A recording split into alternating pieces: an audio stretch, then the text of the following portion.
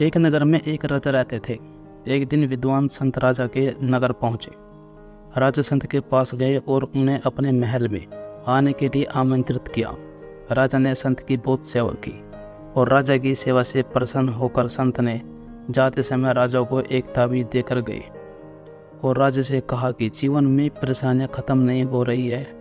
आपको ऐसा लगे जब सब कुछ खत्म हो गया है तो इस ताबीज को एक कागज पर मंत्र लिखा है। इस ताबीज में एक कागज पर मंत्र लिखा है, जिसे पढ़ लेना, लेकिन इससे पहले यह ताबीज मत खोलना। राजा ने संत द्वारा दिए गए ताबीज को गले में पहन लिया। कुछ दिन बाद राजा के नगर पर शत्रुओं ने आक्रमण कर दिया। शत्रुओं से राजा की सेना हार गई और राजा अपने प्राण बचाकर जंगल में भाग गया और भागकर छिप गया। उसे शत्रुओं के सैनिकों के कदमों की आवाज़ सुनाई दी। फिर राजा को लगा कि मैं फंस गया और अब सब कुछ खत्म हो गया। यह सैनिक मुझे बंदी बना लेंगे। तभी राजा को संत के ताबीज की याद आई। राजा ने तुरंत ताबीज खोला और कागज निकाला। उस पर लिखा था, यह समय भी कट जाएगा। राजा को यह पढ़कर थोड़ा सुकून मिला।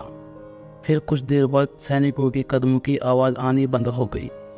राजा ने गुफा से झांक कर देखा तो सैनिक वहाँ से काफ़ी दूर चले गए थे। फिर राजा अपने राज्य की तरफ पहुंचा और उसके प्राण बच गए।